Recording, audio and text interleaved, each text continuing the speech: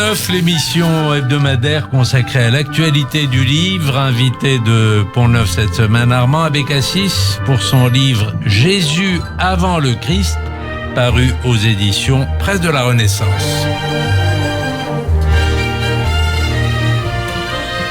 Armand Abécassis, bonjour. Bonjour, Shlomo. Vous êtes philosophe, vous êtes auteur de nombreux ouvrages sur le judaïsme et votre tout dernier livre porte sur une sorte d'exégèse,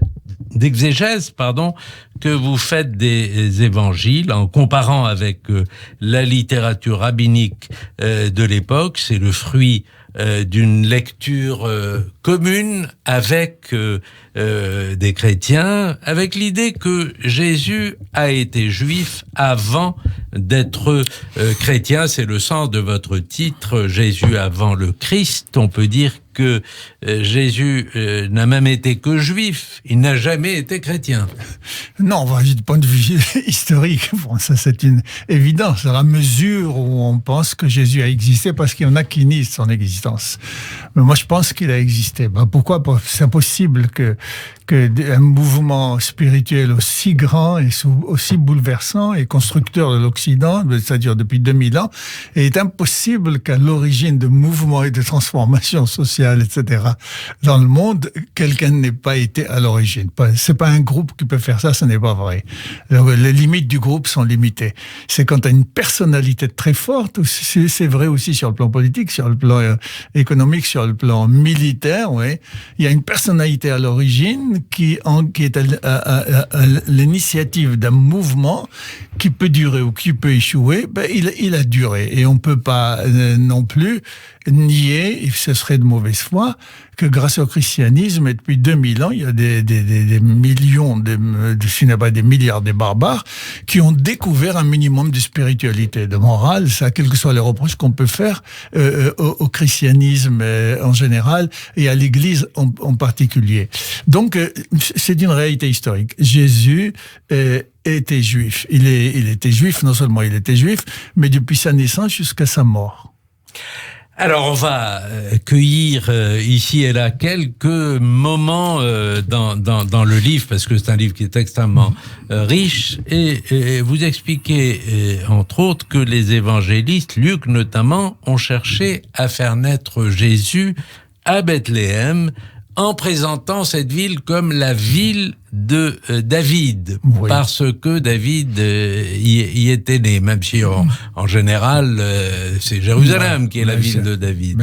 Oui, la tradition, depuis très longtemps, bien sûr, la tradition enseignait que à partir de l'exemple de David et de l'histoire de David, politique, militaire, etc., on dessinait et on élaborait et on croyait que la lignée messianique ne pouvait être que de la dynastie de David. Et il ne faut pas lire simplement ça historiquement, pas. Pourquoi on a retenu David ? Parce qu'il était à l'origine d'un mouvement messianique très très important qui n'a pas abouti jusqu'à aujourd'hui. Mais par rapport à Israël, ce mouvement était très important parce qu'il a pu, le premier, donner l'unité politique à Israël. Ça n'existait pas avant l'idée politique. Et non seulement il faut voir ça historiquement, mais également sur le plan philosophique jusqu'à aujourd'hui. Ça veut dire que l'existence d'un peuple sur son territoire, en tant qu'État, avec une capitale Jérusalem, comme l'exemple qu'on a donné David, ce qu'on appelle le sionisme. Et il fait partie constitutivement de la messianité. La preuve, jusqu'à aujourd'hui, on dira Mashiach ben David. Mais que veut dire ben David ? Est-ce que ça veut dire que c'est quelqu'un se présente comme Mashiach ? On va lire son ADN, on va analyser son sang pour voir s'il descend physiquement. Non, simplement, c'est cet homme qui serait à l'origine d'un mouvement nouveau, doit être inspiré par cette idée qui est la dimension messianique, l'une des dimensions messianiques, qui a le retour d'Israël sur sa terre, la constitution d'un État avec capitale Jérusalem.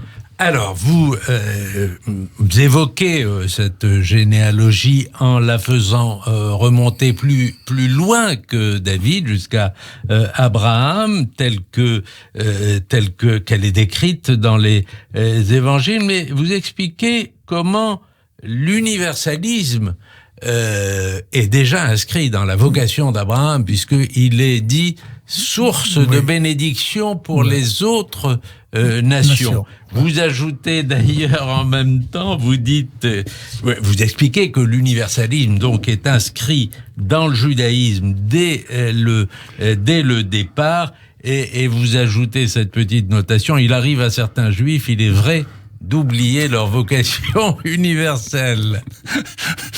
Mais c'est vrai, n'est-ce pas?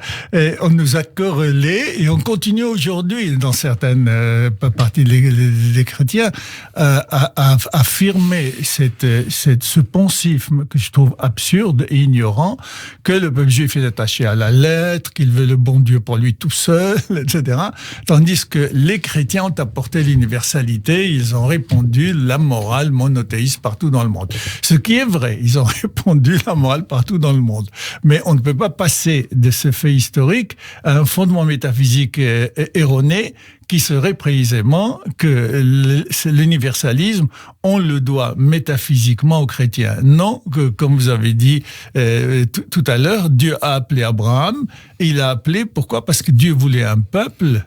Oui, c'est ce qu'il lui dit, ta postérité, et que ce peuple témoigne dans sa particularité qu'il est porteur de l'universalité. Parce que je pose ce principe fondamental, philosophique, il ne peut pas y avoir d'universalité sans particularité. Une universalité seule, c'est le totalitarisme, c'est la tyrannie. Les tyrans ont bien réussi à rassembler. Non, comment rassembler les hommes et les nations en respectant la personnalité de chaque individu et de chaque culture. C'est ça le pari d'Israël, c'est ça l'appel d'Abraham, c'est ça le moyen donné au Sinaï par Moïse, à travers la Torah. Et ce que j'ai voulu montrer, ce livre qui est écrit pour les Juifs et les chrétiens, d'ailleurs, pas simplement pour les chrétiens, j'ai voulu montrer qu'il y a le Jésus juif, comme d'autres sectes ou d'autres partis, comme la vie Joseph les appelle, même, ou des philosophes. Il y avait les Sadducéens, les pharisiens, les Esséniens, etc. Ça veut dire que ce qu'on va appeler le judaïsme plus tard, le nôtre après la destruction du temple, était en train de se chercher. Si le temple n'avait pas été détruit. Et vous inscrivez la figure de Jésus dans ce contexte géographique. Vous dites d'ailleurs qu'il n'est pas seulement considéré comme juif, mais il était galiléen. Oui, il était originaire de Galilée. Ouais. Ça veut dire quelque chose de particulier de venir de Galilée dans la Judée de l'époque? Oui. Il faut savoir exactement pourquoi, dans les textes évangéliques, tant que Jésus était en Galilée, il allait dans la synagogue, il faisait ses sermons, il rassemblait les gens, mais il n'était pas du tout contesté en Galilée. Oui, ça c'est clair. Et c'est pourquoi les 11 sur 12 sont recrutés de Galilée. Mais il y avait un Judas, lui, il était judéen. C'est pourquoi on s'est acharné sur lui. Et le problème, donc, venir de Galilée en Jérusalem, et en étant conscient que c'est dangereux, il le répète plusieurs fois. Plus il se rapprochait de Jérusalem, et plus il dit, je vais souffrir, je vais mourir. Pourquoi? Parce qu'il savait que l'essentiel, mais quel que soit l'animateur, quel que soit le réformateur, et quel que soit le Messie qui se présentait, s'il n'obtient pas l'authentification de Jérusalem et des prêtres, il ne peut pas l'être. Et c'est pourquoi il avait peur de se rapprocher de Jérusalem, et il le sait. Mais tout cela est encore juif, pas. Il n'y a rien de chrétien. Le Jésus que connaissent les chrétiens, parfaitement respectable. Parfaitement respectable. C'est un Jésus juif christianisé après la crucifixion. Ça fait que les évangiles, quand ils racontent l'histoire de Jésus depuis sa naissance, ils projettent rétroactivement la théologie qu'ils ont bâtie sur l'histoire juive de Jésus. Et vous exposez, il y a une très belle exposition d'un des sujets les plus délicats, celui de l'incarnation, celui de la naissance virginale, et qui est l'occasion pour vous de chercher à savoir comment Jésus est en même temps présenté comme le fils de Joseph et le Fils de Dieu. Comment est-ce qu'on tient les deux bouts? Oui, mais c'est la grande question qu'il faut poser aux évangiles. Si dans les généalogies, les deux généalogies, on montre que Jésus n'est pas descendu de Joseph, c'est un père adoptif, mais il est le Fils de Dieu et le Fils quand même d'une mère juive. On voit comment la théologie fonctionne là chez les théologiens et chez les évangélistes. Voilà, il descend de Marie, donc il fait partie, la maman, la mère représente toujours la communauté juive, le peuple juif, dans le Midrash, dans le Gemara, etc. Et donc, ils acceptent qu'il soit issu d'une mère juive, physiquement, historiquement, c'est-à-dire de la communauté juive. Mais son père, ce n'est plus le peuple juif, c'est Dieu. La notion de fils de Dieu existe dans la Torah, mais symboliquement. Dieu a dit à Moïse d'aller dire à Pharaon, béni Bechor Israël, mon fils, il le répète d'ailleurs, mon fils premier-né. Mon fils premier-né, c'est mon rabbin qui me disait, attention, quand on dit qu'Israël est le fils de Dieu, souviens-toi d'abord de ton papa et de ta maman. Pour ne pas prendre cela littéralement. Mais c'est symbolique. Donc, on connaît la notion. La théologie chrétienne est allée plus loin. Elle a voulu absolument que Jésus soit le fils réel de Dieu. C'est une manière pour les théologiens et les évangélistes de montrer qu'avec le christianisme commence une mutation totale de l'histoire. Alors, Armand Abécassis, il y a aussi un chapitre sur les béatitudes où vous mettez en parallèle avec les commentaires rabbiniques. Il faut dire que c'est un chapitre très réussi. Vous rapprochez aussi les deux traditions juives et chrétiennes quant au refus de la répudiation. Ouais. Mais dans le judaïsme, on s'en tient quand même au refus de la répudiation de la femme de sa jeunesse. Ouais. Oui. Pas la répudiation en soi. Non, mais bien sûr. Et puis d'autre part aussi, le mariage dans le christianisme est un sacrement. Il y a un aspect qu'on peut accepter, non pas le mariage est sérieux. C'est un sacrement, on va pas jusque là, mais le mariage est sérieux. Sous la choupa, on s'engage définitivement. Mais le divorce n'est pas interdit. Ouais, on comprend que parfois il peut y avoir des échecs et on peut pas vivre l'un ou l'autre dans l'enfer avec l'autre où il y a plus d'amour, où il y a plus de tendresse, où il y a plus de délicatesse comme il y en avait avant, sous la choupa, pendant les premières années de mariage. On accepte le divorce. Seulement, on apporte une limite à cela quand même. Par exemple, dans la Torah déjà, mais développé dans le Talmud, un homme qui divorce et qui va épouser une autre et qui divorce, il peut plus revenir à la première. Ouais. Pourquoi ? Parce que le divorce est aussi dur que le partage des eaux. Oui, mais pourquoi ça veut dire par conséquent ? Pourquoi le divorce est grave ? Parce qu'il y a une alliance qui s'est brisée, qui a été donnée au départ, et bénie par Dieu. Une alliance qui s'est brisée. Et il n'y a qu'à voir, comme les prophètes le font, ils projettent ça sur le rapport de Dieu et d'Israël, et ils disent qu'entre Israël et Dieu, il y a un mariage. Israël est l'épouse de Dieu, et il y a un mariage, et pour nous, pour les oreilles juives et pour l'esprit et le cœur juif, entendre une rupture d'alliance, ça renvoie à cela, une alliance est définitive. La différence, c'est que la Bible répète que quelle que soit l'infidélité d'Israël, Dieu reste l'époux. Les rabbins ont changé. Quand tu projettes ça dans le monde humain, non, on peut pas obliger un homme et une femme de continuer à vivre un enfer. Il faut leur permettre de refaire leur vie. C'est pourquoi il faut absolument, dans ce cas-là, obliger le mari. Ça, c'est un problème aujourd'hui.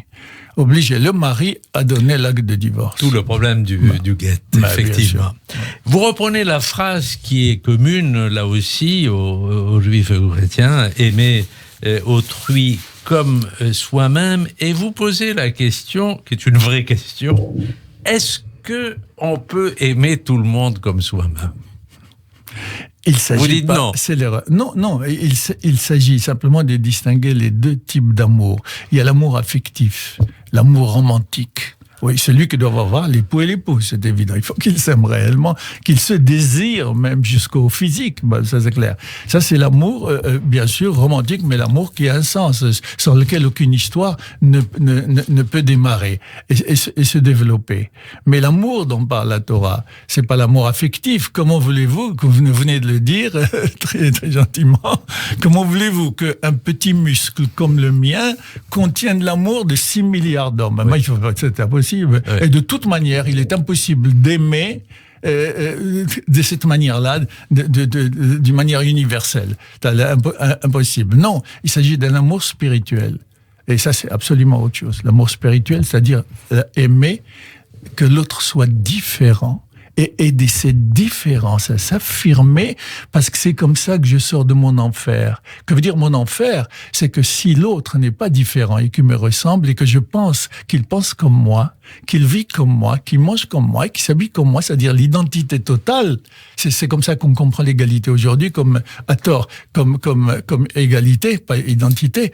Non, c'est l'enfer. C'est-à-dire je suis seul, tout le monde pense comme moi. C'est ça qu'on appelle l'enfer. Tandis que je te remercie de me dire que tu n'es pas d'accord avec moi. Parce qu'à ce moment-là, je pense donc qu'il est possible qu'on donne un autre sens au monde, pourvu que tout cela se passe sur le plan moral et éthique. On ne peut pas descendre dessous. Je vous avoue que je regrette une chose, Armand Abécassis, parce qu'il m'est arrivé de vous écouter dans des colloques sur ces sujets. Vous avez dit un jour, je m'en souviens, ça m'avait frappé, ça m'avait même marqué, que ce passage des évangiles où il est dit à propos de Pierre, tu es Pierre et sur cette pierre je construis l'église. Et en même temps, Pierre, c'est le reniement, puisque c'est le premier qui a renié avant que le coq... ça vous paraissait... Vous avez dit que ce texte vous paraissait incompréhensible. Ouais. Est-ce que aujourd'hui vous le comprenez mieux? Non, pas totalement. Il reste radicalement contradictoire, comme vous venez de le dire, oui. Comment on peut prendre comme premier fondement fondateur de l'Église quelqu'un qui a renié. Qui a renié, et par 3 fois renié. Mais, et quel reniement, ça va très très loin. C'est presque du mépris, n'est-ce pas? Pas question, je le connais pas, il nie pas. C'est valable aussi pour tous les évangélistes. Oui. Oui, était l'évangéliste. Oui, mais lui n'a même pas renié son reniement. Judas, par exemple, renie son reniement, puisqu'il va se pendre.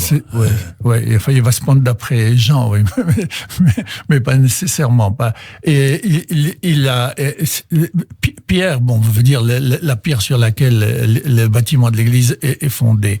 Ce qu'il faut retenir de cela pour le moment, d'après moi, pas, mais il faut développer davantage. Ce qu'il faut retenir, c'est que c'est Pierre le premier qui a dit à Jésus qu'on dit que tu es le Messie. Et Jésus lui a répondu, tais-toi, il ne faut pas le répandre. Donc le premier qui a compris véritablement l'intention fondamentale de Jésus, dès le départ, c'est Pierre. Mais ça ne veut pas dire qu'il est à l'abri de tout reniement plus tard. Oui, c'est comme pour nous, quand on dit qu'un homme juste, ça veut pas dire qu'il est juste, il fait le bien comme il respire. Quand je dis la faute n'a de sens que par rapport à un homme juste. C'est pour lui, c'est-à-dire il a été infidèle ou il a transgressé, il a mis en désordre une échelle de valeurs. Mais celui qui nie la morale, celui qui n'a rien à faire avec les valeurs morales, l'éthique et la spiritualité, on peut pas parler de faute pour lui. Ça n'a aucun sens. Donc le juste peut être juste et c'est lui seul, le juste, qui peut faire la faute. On n'est jamais à l'abri d'une trahison et d'une infidélité. Oui, très beau. Très, très juste aussi.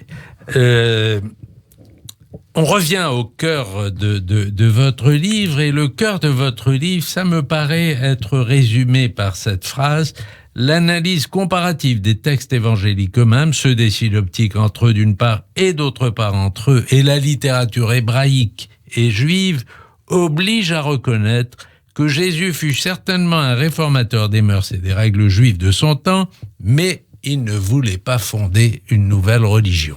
Sûrement pas, parce qu'on ne le voit pas du tout, d'après tout son enseignement, oui, on ne voit pas qu'il avait l'intention de fonder une nouvelle religion. Quand il a dit à ses disciples après la résurrection, bien sûr, allez, répandez-vous dans le monde, il n'aurait pas dit convertissez au christianisme. Jésus ne sait pas ce que veut dire le mot chrétien.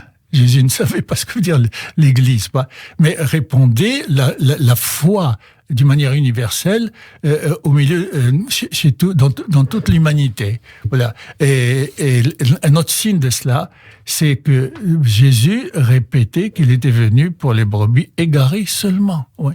Les brebis, sauf une exception, mais bien sûr, il y a une ou deux exceptions, mais et encore, il faut les revoir. Il leur a dit, je suis venu pour les brebis égarées. Or, les brebis égarées, c'est pas les nations, les brebis égarées, c'est les Juifs qui étaient infidèles. Parce qu'ils faisaient partie du troupeau, et s'ils sont des brebis égarées, c'est qu'ils ont quitté le troupeau. Ça veut dire qu'ils n'avaient pas le temps de fonder une nouvelle religion. Ils voulaient simplement, et on ne peut que lui donner raison, que les Juifs témoignent de leur fidélité et de leur engagement au Sinaï. Et il faut donc accepter que dans son temps, aujourd'hui, mais tout le temps, mais il y avait beaucoup de Juifs qui étaient loin de la tradition et qui voulaient absolument ramener à la tradition. Mais on ne peut que le féliciter pour cela.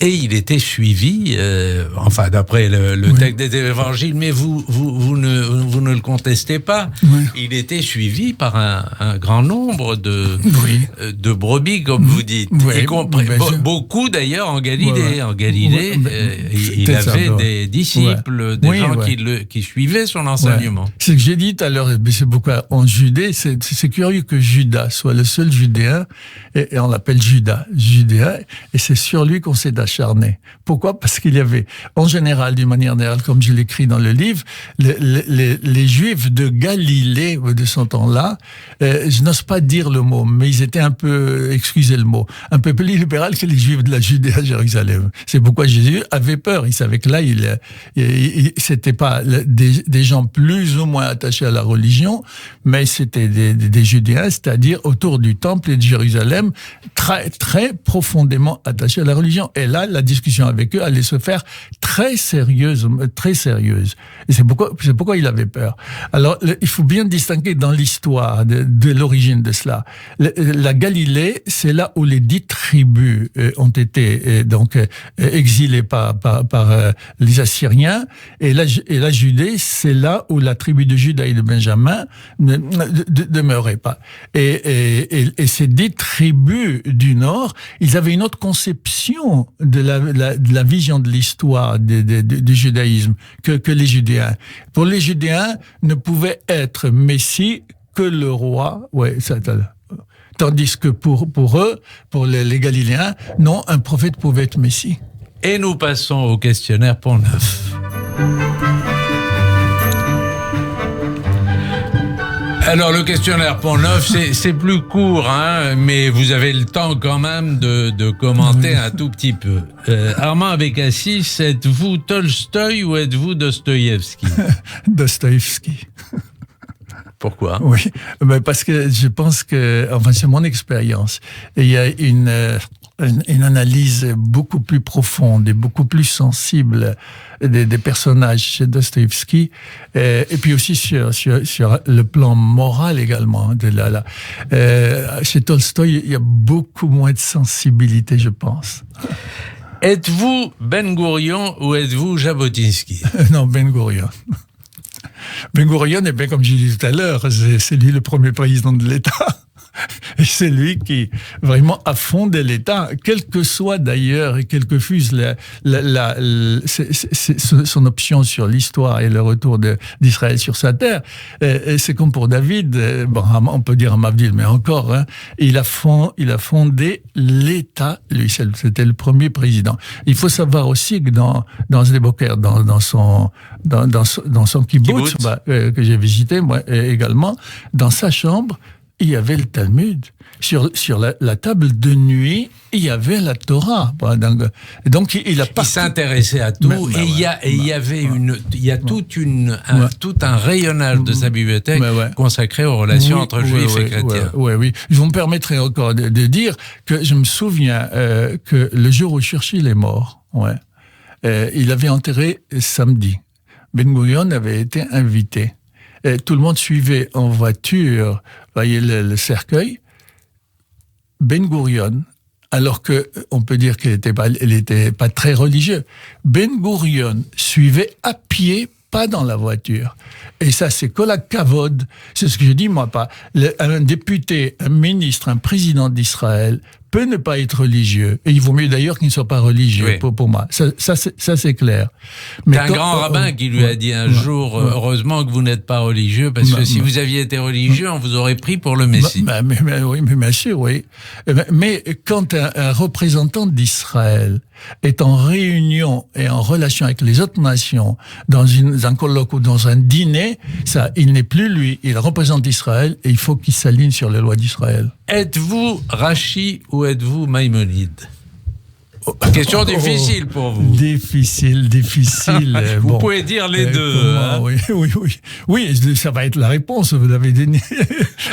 Shlomo. Non, ça va être les deux parce que ce sont deux optiques, comme il y a d'autres optiques aussi. Il y a deux optiques différentes, c'est-à-dire pour Maïmonide, et il a eu raison, avec un certain échec quand même, comme tous les philosophes du Moyen-Âge chez nous, il n'était pas le seul, et il a eu raison d'essayer de faire construire un dialogue et de montrer entre le judaïsme et la philosophie, et de montrer qu'il y a une philosophie juive et que le juif peut dialoguer avec le philosophe grec. Bon, ça c'est clair. Tandis que Rashi, lui, il est plus inscrit dans la tradition du Midrash. Êtes-vous Facebook ou êtes-vous Twitter ? Ni l'un ni l'autre. Bonne réponse. Merci, professeur Armand Abécassis, qui était cette semaine l'invité de Pont Neuf, l'émission hebdomadaire consacrée à l'actualité du livre. Et nous recevions Armand Abécassis pour son livre Jésus avant le Christ, aux éditions Presse de la Renaissance. À la semaine prochaine.